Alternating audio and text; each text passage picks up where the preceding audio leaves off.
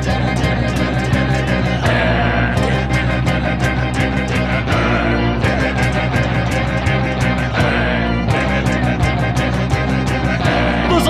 not a bat, he's a man who fights crime. And we're gonna watch him fight for a minute at a time. With John and Niall and a guest who doesn't rhyme. It's Bat Minute!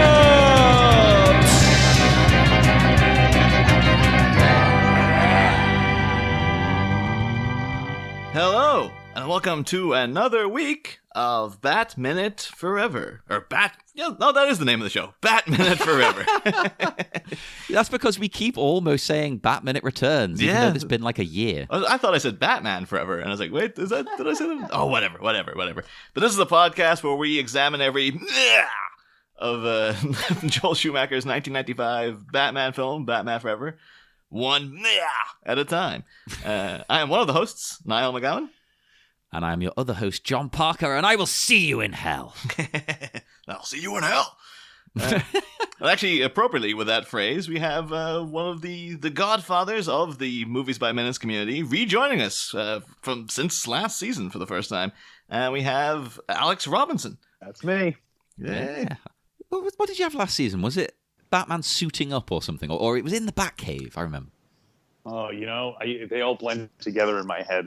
I think it was Penguin Rocket Army time. It was a Penguin thing, I think. I think it was a Penguin Army.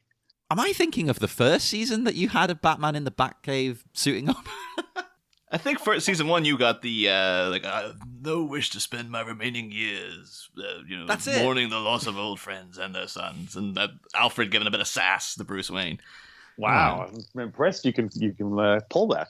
Remember which ones that we specifically were on. That's weird. Season 1, I remember every guest in every episode. Season 2, so I have no idea. Earlier this year, I'm not sure who's even been on anymore. I'm like, it's all a fog. But although weirdly, I know from getting in touch with you, Alex, to correspond, looking at old correspondence, the minute you had last season was minute 106, and this is minute 106 of Batman Forever. Well, now that there's a pattern, I can have 106 of all the movies from now on. So. And then looking back, it's like, did he get 106 for the first movie? No, it was 84. Oh. 84, not even 94. But although you guys were just starting out, you didn't know what you were doing. Yeah. Well, the person who did get 106 was Molly Balin, who I think when she was on earlier this season was saying, I bumped into Alex Robinson at like a rave recently. Oh, yeah. Oh, my gosh, that was her? Yeah, that was her. Well, not recently, unfortunately, but... Oh, God, yeah. Raven days have been put on hiatus for a little while. Yeah, sadly.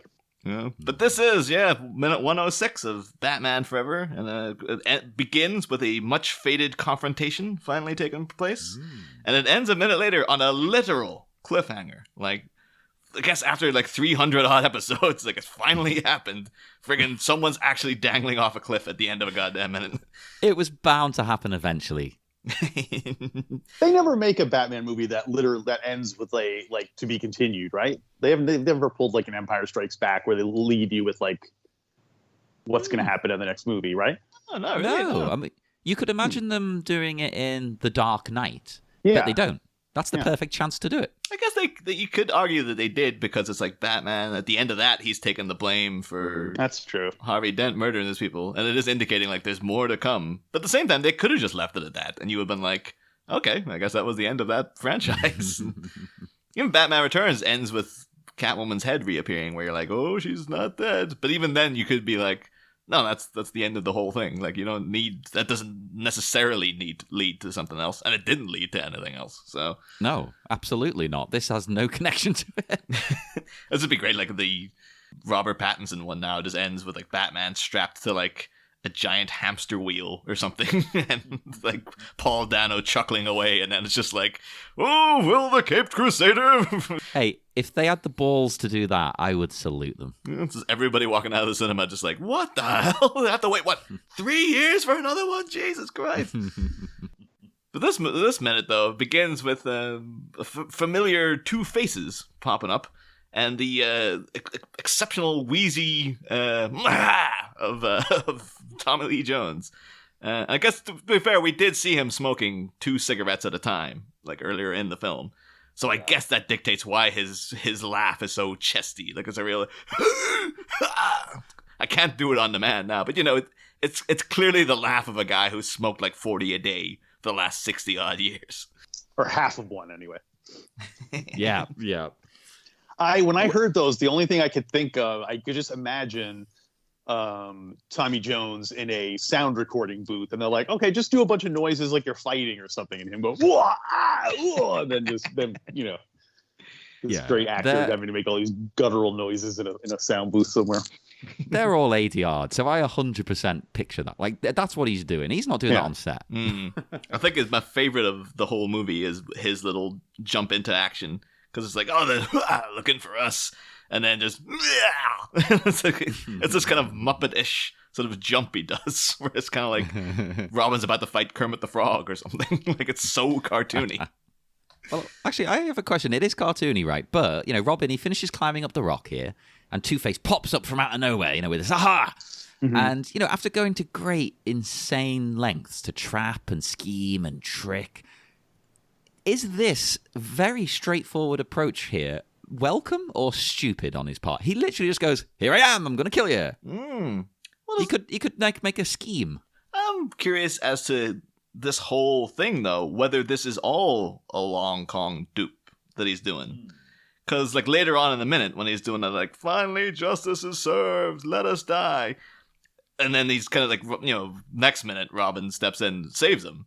But I'm kind of like, is that the plan? Like, he's gonna pretend like, oh, I'm gonna die, oh, you've beaten me, kid, just hoping like, oh, he's gonna pull me up eventually. Like, there's no way that this random new teenager is just gonna let me drop off this thing. But you can't tell. Maybe it is like, it could be that that's the Harvey Dent side coming out finally and been like, yes, now the great tragedy of my life has come to an end. Or it could be shifty Two-Face. It was just like, I'm gonna die. Oh, well, thank you for killing me, kid. Well, could it technically be both at once? You'd hope so with Two-Face, but then, as we've mentioned before, this is a very one-track version of Two-Face. So, I don't know if he's much of or duplicity. Any plan that doesn't make sense, you can always say, well, he said, should I do this plan or should I come up with a better one? And then he flipped the coin. He was like, oh, well, I guess I got to do this one. He's at the mercy of whatever the coin wants him to do. Yeah. Actually, what are your feelings on this Two-Face? People seem very mixed on it. Some people like it, some people don't. Our problem is that he is one note. Like, he's not Two-Face. He's a villain who is basically the Joker. I don't know. Two-Face as a villain always seems very strange to me. Like you guys were sort of it almost made it sound like you were implying that Harvey Dent and Two-Face are like two personalities in the same body, and that like when Two-Face isn't there, he can be like, help, and then, you know what I mean? Yeah. Well, sometimes it is portrayed that way. Yeah, sometimes he is literally like, it's like Gollum or like the Green Goblin, where it is two personalities at war within the same entity. Weird. What a crazy person. He's got to be the craziest the most clinically insane Batman villain. Despite the Joker, it has to be Two-Face. I think so. If he is rocking two personalities like that, yeah, this guy needs help. Well, plus the good personality isn't like, okay, well, you know what? I'm not going to flip the coin anymore. He's going to keep the good side up for the rest of my life now, but he still is compelled to flip that coin. Oh, yeah. I want to see a movie where he refuses to flip it. He's good for most of the movie, but some like set of weird, convoluted circumstances end up with him flipping the coin. And it turns him again. He's back. It's like he was totally fine, and then he went to pay for like a churro or something, and the coin fell out of his hand. And he's like, "Oh no!" Yeah. And then luckily it landed right side up, so he was safe. But then when he went to go pick it up, he dropped it again, and oh no! Oh, that's even better. A little tease in there, like, "Oh, it's okay, it's fine. He's gonna be all right." No. Although I guess Alex, like, what are your feelings on Tommy Lee Jones though? Because of course you might recall that he is replacing one William December Williams in this role. Would you have preferred a Lando Two-Face in this movie, or do you think like no, he wouldn't have suited what this movie ended up being? Well, it's funny because my first thought was that Tommy Lee Jones is not a good choice because he doesn't seem like he doesn't strike me as an actor who can do comic material. I mean, literally comedic material. Yeah. Like he's generally a deep-throated, gravelly, kind of gravitas kind of guy. So, but it's not like Billy D. Williams has any known comedic chops, especially. So, but then also, I'm also leaning like, well, obviously they're going for comedy in this one, so you want a funny Two-Face. But so no, I think Tommy Lee Jones would work with a dark and gritty Two-Face. The thing is, we've never really actually gone into the other actors who were, it wasn't just Tommy Lee. He wasn't like the first one just out of the drawer, and they're like, yep, that's gonna work. They did court other people, and appropriate enough, one of the main ones that you're here, Alex, co-host of the Godfather Minute, was one Al Pacino. Was considered for Two-Face and turned it down, apparently. But I would have genuinely loved that because, one, him versus Chris O'Donnell means that Scent of a Woman rematch is going on right now. It's a rematch or a pre-match? No, it was a rematch. I think that was Scent of a Woman was floppy-haired young Chris O'Donnell. Now it's like cool, cropped-in hair, slightly older Chris O'Donnell. Okay, so this is post. I'm rusty on my Chris O'Donnell filmography. How dare you? Order. Well, did you guys see Dick Tracy? Because that's kind of Al Pacino's like super comic supervillain turn in that movie. Yeah. Actually, I guess that's what he would be doing. He would just be. That's so weird that you brought that up though, because yesterday I watched the trailer for Dick Tracy for the first time since the movie came out. Like, I've not thought about it since release, since I was a kid and watched it then. And then, I don't know, something compelled me yesterday. I just want to put that on. I think maybe someone brought it up on the show, comparing it to Batman. I watched it fairly recently. I thought it was okay. It's definitely visually an interesting movie because, everyone's buried under prosthetics and stuff. Yeah. So I'd recommend giving it a look. Yeah, I think I would have appreciated Pacino in this though, because this is right in the era of like Heat and like 2 years before The Devil's Advocate, when he's full on into like he was a respected actor. And he still is, but he was like a respected serious actor for like 20 odd years beforehand, and then in the mid 90s he became like, oh, it's me, like he used to have that Godfather, like, yes, this is me, Al Pacino, serious actor, like that voice. And then something happened in the 80s, and this guy emerged. And it's like, you could have had the two performances in one with Two-Face. You could have had Harvey Dent doing sweet spot right when he was transitioning. Yeah, it's like, I would have loved that. And then everyone would have blamed that movie for ruining Al Pacino's career because they would have been like, before that he was so subtle and now he's so over the top. And I wish he'd never done that movie. He probably would have gone on to do such great acting things, and here we are in that timeline. Oh no, it sounded like a great idea until you said that, but now it would make people hate the film even more. That's it.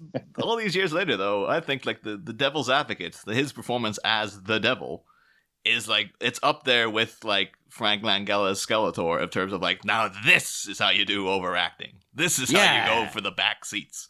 Oh, no one's gonna outact Al Pacino when it comes to overacting. So. He's gonna do it.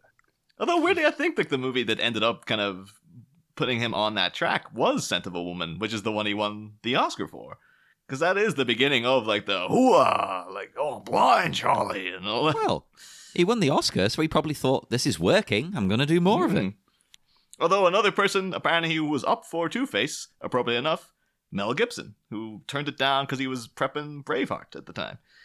Oh. That's kind of, it's almost too good a choice in retrospect now, because it's like, Mel Gibson, he has that thing of like, deeply charismatic man, very handsome, everybody loved him for the longest time, and then he turned out like, oh no, he's got like a deeply disturbed, dark side to him that most people don't want to go near now. So he's almost like he would be the perfect Two-Face, because Two-Face classically, Harvey Dent's supposed to be this really debonair, very handsome guy. They call him like Harvey Apollo Kent or Harvey Apollo Dent.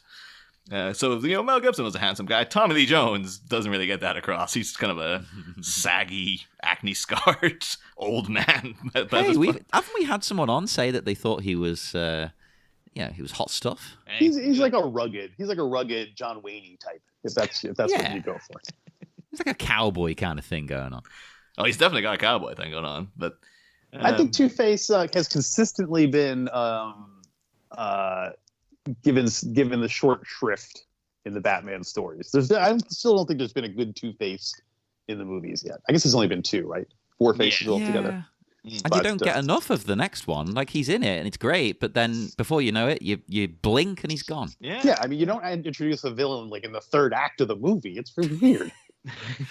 That is pretty wild, isn't it? I really thought that when I'm not a fan of Dark Knight, the one everyone loves so much. And when they introduced to him as Two-Face, I was like, oh, this is it. They're setting up for the next movie. And I was like, what? You're going to do this all now? We've been here for 2 hours already.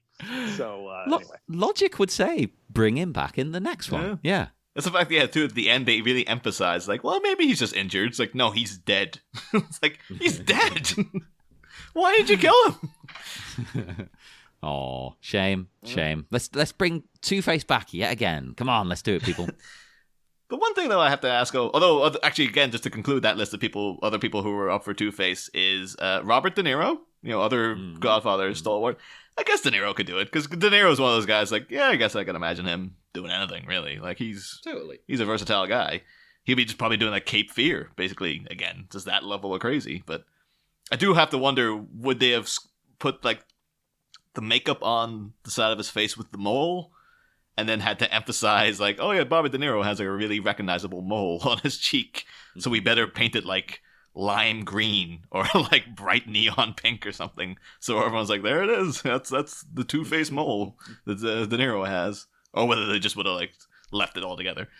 Or they would have like had him be scarred, and then like at a certain point in the movie, he would have had makeup put over his scarring to hide that. Like they would, it's like how they keep showing all the superheroes keep taking their masks off all the time in the new movies. It's like that. They would have to let you know that was Robert De Niro there. So they would have to come up with some reason why his face was now suddenly like normal.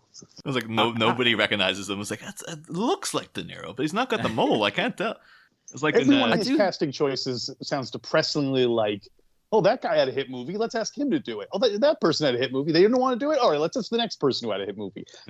like I don't know. It just seems ridiculous that.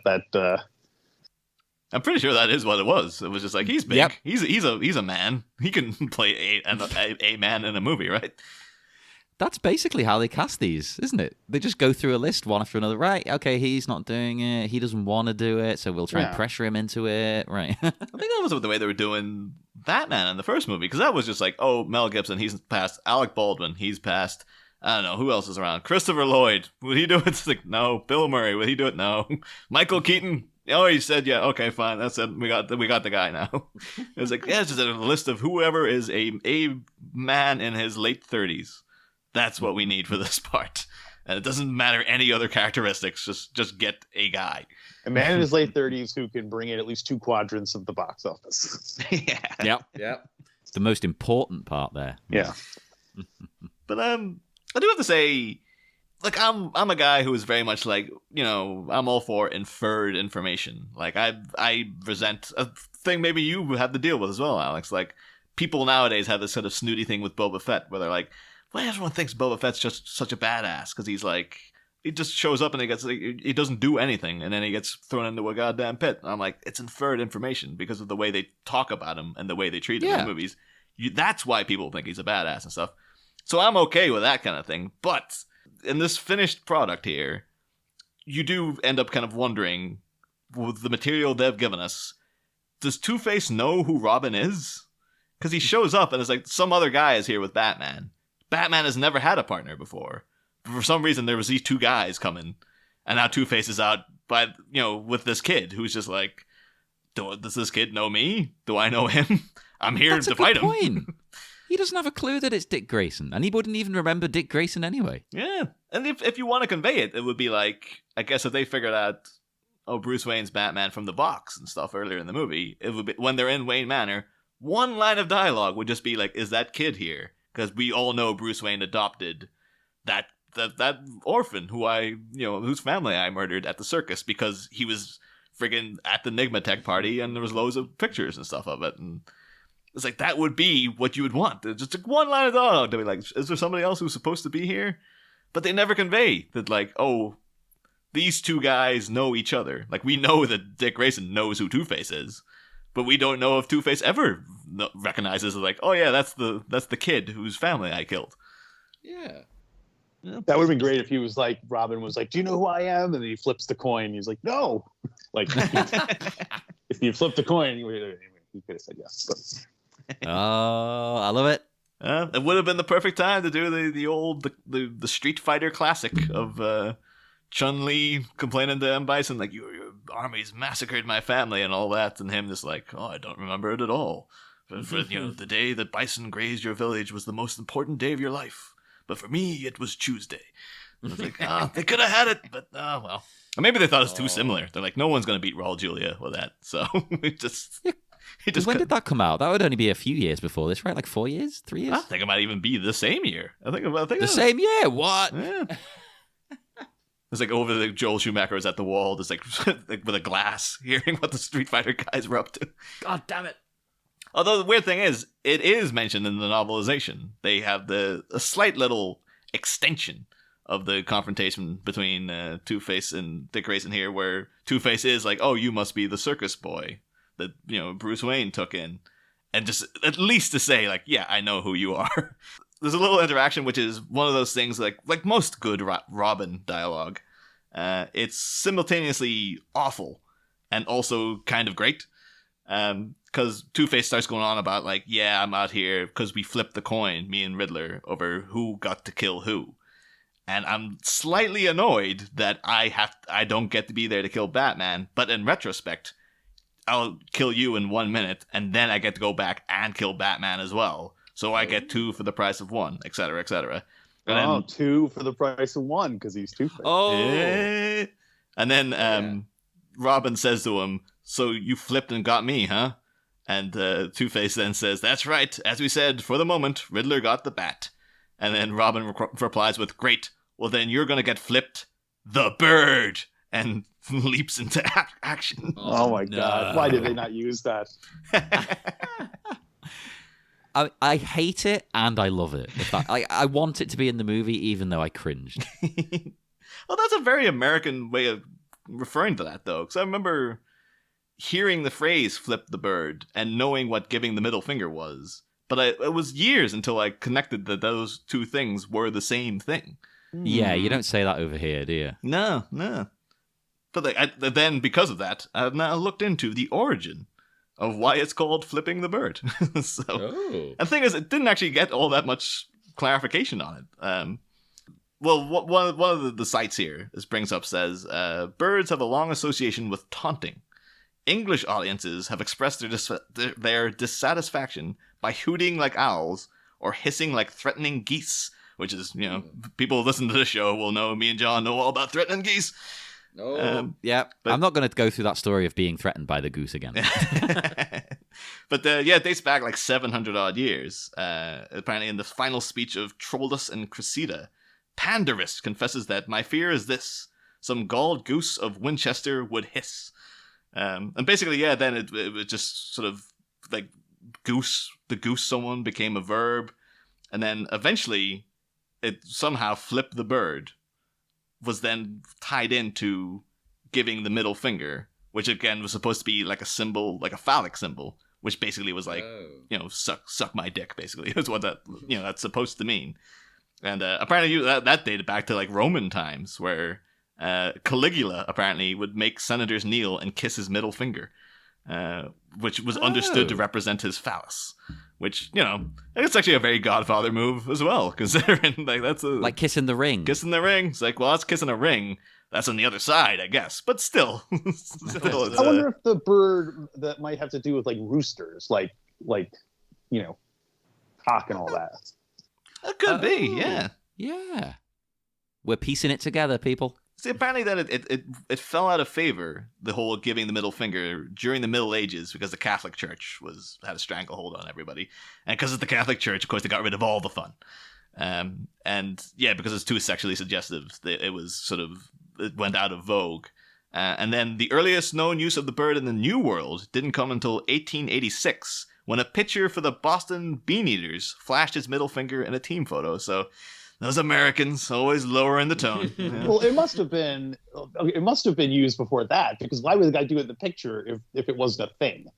Maybe it was like an underground thing. It's like nobody in polite society would do this, but everyone from out the sticks knows the symbol of flipping the bird at people. Oh yeah, because you tried to be very polite and whatnot for photographs, didn't you? You would be very still. You wouldn't emote too much. Very few smiles. You had to be proper because it was a portrait. The earliest. I admire that guy. He was a pioneer. He's the first photo bomber, first someone to sneak something into a picture that wouldn't be noticed until it was developed and all that. Oh, and then that's how we all spent our teenage years, flipping off the camera. Yeah. I think it's like I do have a kind of like, I don't know if I've got a snobbery in me, because I do have a real like, that's very uncouth. I never give the finger in photos. I'm like, oh, no, thank you, no, thank you. Even like that Johnny Cash album, where it's like, oh, look at this badass flipping people the finger on the front cover of a San Quentin album. I'm like, Johnny, come on, we're trying to be classy here. Would you please just stand politely with your? You're in a prison. Come on, elevate it a little. Apparently, though, someone did find that the earliest recorded usage of the phrase "flipping the bird" comes from a 1967 magazine, an issue of Broadside, where the writer mentions they're recounting a very bad gig by the Grateful Dead, and they said like, yeah, they flipped the bird to the audience. And apparently, that's been traced back to that's the earliest published use of it. Which sounds very weird for the Grateful Dead, because I kind of thought that they were renowned for having really good concerts. The people would literally stop their lives to follow the Grateful Dead on tour and stuff. What year is this? 67? Yeah, 67. That was still pretty early Grateful Dead. This is probably pre tours of the Dead. They were probably still figuring it out. Ah, maybe. Oh yeah. I was thinking as well. Weren't they renowned for just constantly gigging? Like they'd do a show every night. They're not all going to be hits. So the word got out though from that magazine. It's like, apparently they flipped the finger at people. Like we got to go follow these guys. Check this out. You guys have your 2-finger flipping the bird thing over there in England, which we don't have over here. The 2-finger one. Mm. Yeah, we do both, definitely. I don't know. People do the 2-finger one. What context would they do that in? It's kind of the same, but it tends to be people who are trying very, very hard to be English. Yeah. It just seems like it's just that needless one-upmanship of it as well. Like someone's giving you the finger, and it's like, well, I've got an extra one. So when you said the church outlawed it, that's what made me think, oh, that's probably when they came up with the 2-finger one, because it's just kind of like, oh, it's just every time now we're gonna outlaw the 2-finger one, and then they would add a 3rd finger. That would make sense actually. Yeah, it would be appropriate for Two-Face as well. If Robin did flip him the bird, and then Harvey Dent was like, I got 2 fingers for you, kids.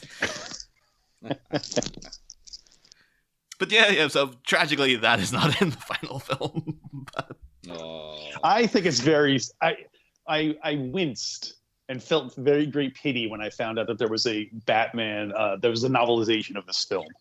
Oh yeah, well, that's the thing. The novelization is a much, much better piece of media. Like it's written by a guy who I think he knows that the film's not great, and definitely he's really, really trying to fix a lot of stuff in it. There's a lot more character stuff. There's like literally the first 30 pages have nothing to do with anything that's in the final movie. It's all him just making up backstory for all the characters and stuff.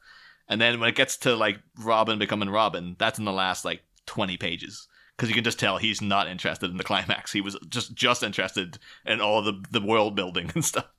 Well, I guess when you're reading a book, it's tough to like stretch out a 15-minute fight scene into and then he punched him, and then he punched him again, and then he kicked him, and he punched him. It's kind of. Yeah, I'll admit, if I'm reading a book and it's doing stuff like that, in one way it's good because I just fly through those pages, but at the same time, I'm not paying attention. Okay, yeah, flips over, kicks him, blah, blah, blah. But talking about that though, that's what literally happens here. Is Robin ends up handing Two-Face's ass, basically, just batters the whole head off him. Well, that ties into what I was asking before, where like, was it a good idea to just straightforwardly pop up and try and attack Robin? Because no, Robin just spin kicks that gun right out of his hand and then headbutts him because he's a Scotsman. He gives him a GLASGAE kiss. Well, plus he's like a college age kid. Tommy Lee Jones is like 55 years old. What's he gonna fight with an Olympic athlete or something? He's clearly very, very fit. I mean, you've seen this kid flipping all over the place at the circus and whatnot. He's a fit, healthy Kit. The thing is, I guess you could be like, well, it's on uneven terrain. You know. Yeah, it's not like he has the high ground or anything.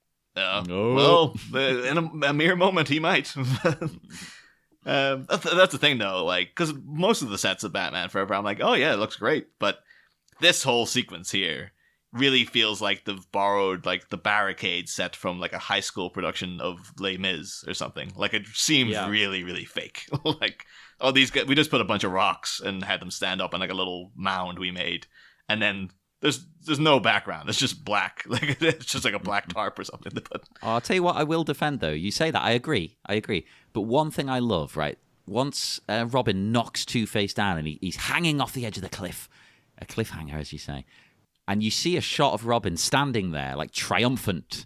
He's secured the high ground and he looks magnificent. Like he's here. He's the hero now. He's transformed. Yeah. That is a great shot of him. They give him a nice little flourish in the score as well. Yeah, it's definitely a pinup page. Like that would have been the full page splash page of him standing there looking triumphant.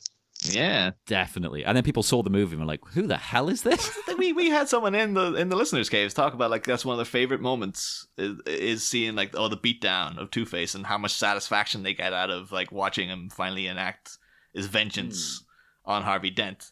But I was like, I don't know. I feel it comes too easy. Like it feels like I want to feel like there's some more of a struggle to it, but it is just like, he is fine. Yeah, like that's for my mother and for my brother and for my father, and this is for me. And it's like it feels like it would have been. I wanted more out of it to be more of a tense moment where like, will he get him or won't he get him? But they're just like, yeah, he literally just goes over and starts kicking the whole goddamn face off him. Which one? Which face? The thing is, Does again, Two-Face's half thing go down his whole body? I've always wondered that, right? Does it? Because you only see the acid go onto his face. Like is his hand scarred? That would be, I guess, would be your tip. That would be your clue. I think I remember in the poster he's got like a little fingerless glove on that hand, and it seems like it's just a normal hand. So I guess it was just his face. But then in the cartoon, I think he's a blue hand in that. So I guess in that, because just different versions of the character will just have different like levels of scarring. But it's but then if you go further down, it's just like, well, is all his hair pink? Like, is it going down? Is the nipple hair pink? Is it even lower than that? Like, how fluorescent is this guy in the bedroom? I didn't expect to be imagining his nipple hair. I'll be honest. When we started this minute. I was trying to not go into like the pubic area, and then that's like now in retrospect, I think nipple hair might even be worse to bring up. But, oh god! But I think that's one of my other problems is that I'm not entirely sure that Two-Face isn't putting this on, because when he's falling down the rocks, the yelp he's giving out, it's like a Tarzan yell. Like it's real. Oh!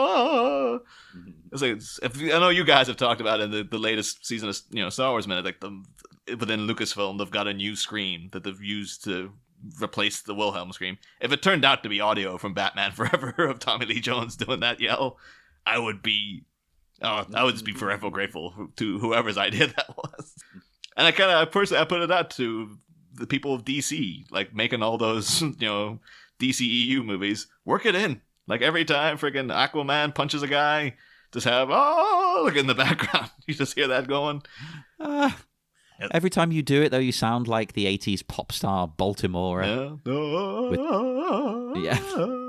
Tarzan boy. He's from Derry. He's from down the road from where I grew up, that guy. Wait, he's Irish? I thought he was American. No, he's Northern Irish, But but weirdly enough, I only found that out like a couple of years after being a Baltimore fan. I was like, oh, looked up. I was like, I never looked into the guy. I was like, no, he's from Derry. So I was like, holy crap, how did I not know that before? Oh, you know everybody in Ireland, don't you? You're all friends. Well, that's the thing. There's like 10 of you. If there's any local celebrities, everybody knows them because it's like, well, we have one. We've got a celebrity. In the minute we cut back to Batman as well after Robin has this cool moment. And is it just me, or is it initially kind of hard to see what he's doing? Like, you get the vibe, okay, he's scaling his way up this, what did we call it last time? It looks like a tube. Yeah, death tube. He's scaling up, but you kind of can't see properly what's going on. I don't think it's framed very well. I think, quite frankly, they don't really know what he's doing. Like, no. We'll get to the next minute, like, spoilers for what's going to be the discussion in the next episode. I have no goddamn idea what the hell Batman does to get out of that tube. Like, I've watched it a million times. I don't know what he's doing. That's so this is like a spoiler. Yeah. If you don't know. Wow. But yeah, so he's climbing up these little, I don't know if they're intentional rungs of question marks, whether that was a thing. It's like, it's a design thing that the Riddler put in, and it just, they function as like rungs on a ladder now. Or whether that is supposed to literally be a ladder that he's got within the tube. But yeah, this whole sequence, like, then, of course, the death trap kicks in, starts lowering. Again, very Star Wars-y, actually, like the old trash compactor. Although this must be like a trope that dates back, like, way back into, like, thousands of years ago as well. Like, that idea of, like, a guy's in a thing. Well, the thing was getting smaller. Like, who was the first to do that? It would just be, like, some caveman or something thought that up. Yeah. I guess you'd need a certain level of engineering for it to, unless it was just like a cave collapsing on somebody. Yeah, that could be. Yeah, it literally was just like, guys in a thing, and someone rolls a rock down on top of them or something. Or maybe someone being lowered into something. That could be. That's a good one too. But again, I think it's the size of everything too. Because I'm at no point am I ever worried about Batman in this situation. Because everything's so huge, it seems like he could just like squeeze through one of those little holes or something to get out of this. I thought that. Surely he fits through. They're not small enough. Yeah.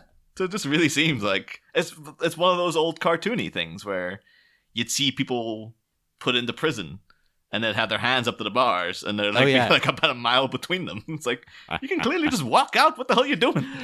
I tell you what, though, I do like one aspect of this. With the bit at the top coming down and the spikes in the water there that we discover.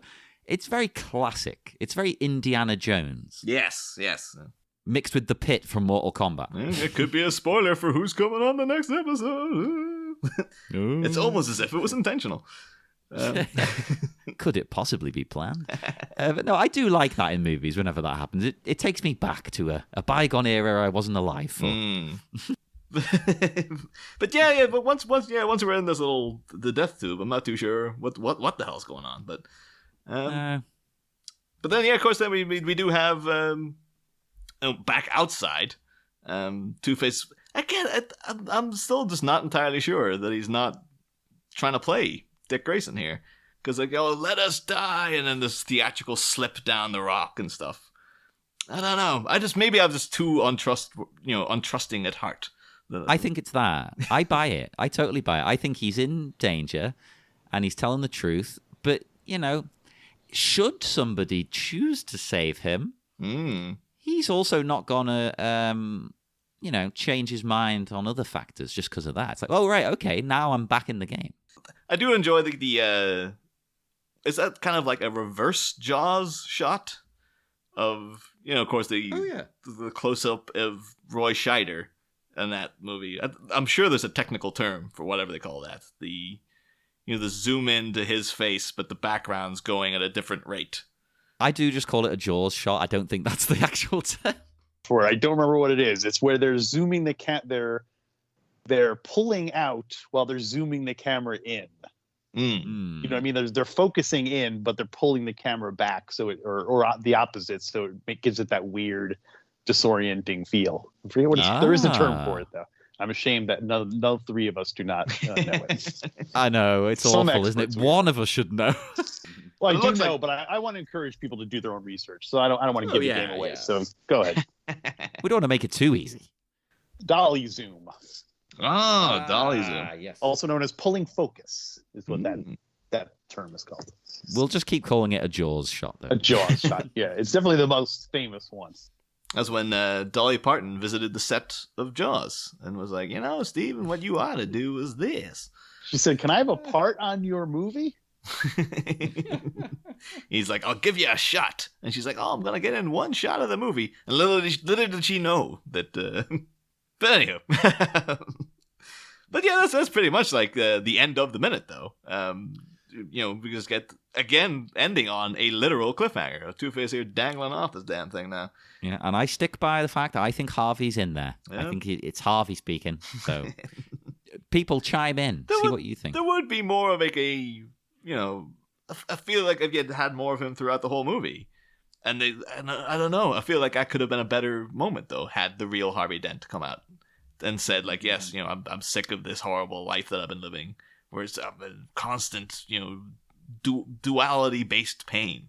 Like I want to die. But again, now it just seems like, oh, yeah, I don't know, because I know what's coming. I know he's doing a double cross here. I guess you can't trust a guy named Two-Face. Yeah, it's literally Lesson in to his be name. learned. But yeah, usually at this time of the week we always ask the guests about their history with the movie. Alex, I don't know, because I think last season you hadn't seen all of Batman Returns, like when you came on for the minute. So I don't know if you've seen any of Batman Forever. Actually, now that we're here, I think I saw this one in the theater. I don't remember. This one and the Arnold Schwarzenegger one, they tend to blur into one thing in my head. Did Joel Schumacher do both of those? Yeah, he did. Yeah. He did. You're not alone in thinking that. That's probably why. But no, I definitely remember seeing this one. I went on a double date with frequent Star Wars Minute guest Tony Consiglio. I was dating him. We were both dating different people. I was like, what happened between you guys? You were such a good couple. Getting some juicy gossip. So I think that might be the only reason I went, is he was like, hey, I'm going to see this movie with this girl. Do you guys want to come with us? And I was like, okay, sure, why not? Because I did not go see the Arnold Schwarzenegger one. So this one was the fluke, the exception. So like you kind of like, oh, you missed Batman Returns, and you're like, I don't know if I needed to see that. And then you watch Batman Forever. It's like, I definitely didn't need to see that other one.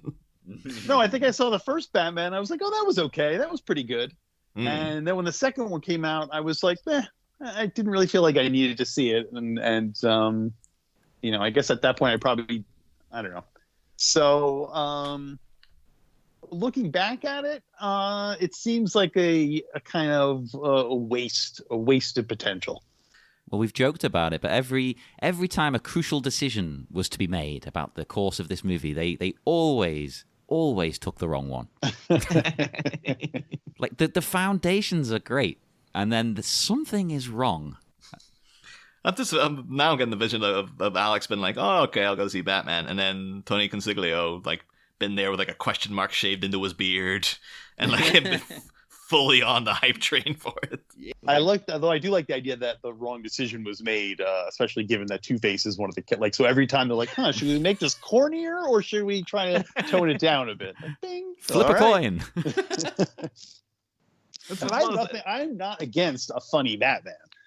I think the Lego Batman movie is one of the best Batmen around. So, I'm personally looking forward to when the thing finally turns and humor and superhero movies aren't all just like dark and gritty and Joker-fied. Yeah, there's room for that, but it's getting tedious. Well, it got tedious a long time ago. We need to jazz it up a little bit. Come on, that's the one thing Marvel at least bring the humor. I think that Lego Batman movie is that'll be it. I think you had it already, because Robert Pattinson doesn't look like that's going to be a laugh-a-minute movie. That seems like that's taking it quite seriously. And of course, even that Ghostbusters. I saw that Ghostbusters trailer, the new Ghostbusters, and there's not a single joke in the entire trailer. It's all just about like the reverence and Ghostbusters. Like, it's ridiculous. Ghostbusters 1 and 2 are just weird comedy movies. They're not like anyway. Yeah. No, I'm totally on board. I'm worried. I'm holding out hope. I hope there's jokes in it, and they just didn't put them in the trailer for some weird reason. Or maybe later on they'll do a trailer that plays that up more. Yeah, I think that's the case. I think my feeling of it is because there was such an uproar about that the Ghostbusters movie that came out previously, that they felt which maybe also they didn't have enough jokes in it. Yeah, but and the jokes in it were like almost like too silly. Like it veered into wild spoof comedy territory, where it's like, I don't know. But to me, the weakness of that movie was that they spent too much time explaining the origins of the Ghostbusters. Like, anyone who's seen this movie doesn't know who the Ghostbusters are. Yeah. This is how they get their car. This is how they get their jumpsuits. This is how they get their ectoplasm packs. Who cares? Just get to the ghostbusting. I still maintain they should have, if they wanted to do a new cast and stuff, fine, cool. Yeah. Just make it like a sequel, as in, a new franchise is opening in a new town. Okay, cool. But I think the marketing for the new one has been like, well, people were very upset that the previous cast wasn't back and stuff, and we have to make it look like we're respecting the franchise now. Like this isn't like we just took that movie that you liked years ago and completely remade it, and like it's all new people and stuff. So like I think that maybe that's what they're going for. But I'm assuming because like Jason Reitman's done comedies and stuff, like he knows funny stuff. So I'm hoping that it's just like that's just a teaser, and then eventually, like if there's even little things in it, like they're zooming around town, the kids have stolen the Ecto One, and there's a ghost chasing them. It's like that has the potential for fun. One thing I've always said about those Ghostbusters movies is there's enough kids in them. Oh God! Oh no! Please, I just want fewer kids in cinema and in life. That'd be handy. That's a real thing. Those Jurassic Park movies are sticking with it too. It's like, oh, people love the kids in these movies, right? It's like every single audience member is like, get those kids out of the way! God damn it! I'm here to see dinosaurs, for Christ's sake. I'm sure they do surveys and they say, oh, among the 8 to 10-year-olds, they like seeing kids in movies, so they have to include kids in the movies. As you can see, I'm very cynical about Hollywood marketing. So we'll head off into the dark, dark night once again. Alex, I'm sure everybody knows, but if you would care to, you can remind our listeners where to find you and your shows, plural, online. Well, my website, Comic Book Alex, is the good spot to go. There you can find links to the Godfather Minute, which is a podcast I do like this one, except my brother and I talk about the Godfather. And, of course, the Star Wars Minute, which is we do this, but we talk about Star Wars. And we've done, 8 films already? Whew. Oh, my God. Oh, my gosh. Anyway, so yes, Star Wars Minute and Godfather Minute, you can find those wherever you downloaded this podcast, assuming you didn't get it from their website. There's no term for where you get podcasts. The one I see used the most is podcatcher, but at the same time, I don't think that's an official term. I think that's just some randoms have decided to call it that. Well, that's better than just calling it wherever you get podcasts. You got to come up with something that we can all agree on. Anyway, yeah, I was going to say, people who aren't familiar with it won't know what you're talking about. But to be honest, people who aren't familiar with podcasts in general haven't got a clue what you mean when you say you do one anyway. Yeah, I have to explain. I still, to this day, have to explain what they are to a lot of people. Like, yeah, okay, it's like a radio show. Like, oh, right. Yeah, that's what I tell my parents. It's like the radio show, but it's on the internet. Oh, you make money doing respectable. That is, I guess, my dad's constant question is like, so can you make money from doing this? Like, not unless you're already a celebrity, I don't think. Like, I think that's the way to go. Is if I'm already like an indie movie, or a co-star in an Adam Sandler movie or something like that. Yeah. Then I can make money off. Easier to get famous for something else and then become a podcaster than it is to become famous doing a podcast. You can do it, but it's difficult. It's rare. It's very rare. So people, if you're listening and want to get into the game, don't do it with any ideas of becoming a star. Please don't. You'll be very upset.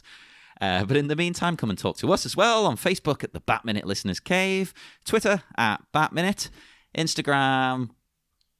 That's the Bat Minute. I always forget the. We had to put that there because someone else had Bat Minute.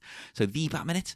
And check out our Patreon for more wonderful, wonderful content from our network, but we only have 2 shows on our network. But there you go. It's called a network anyway. Sod it.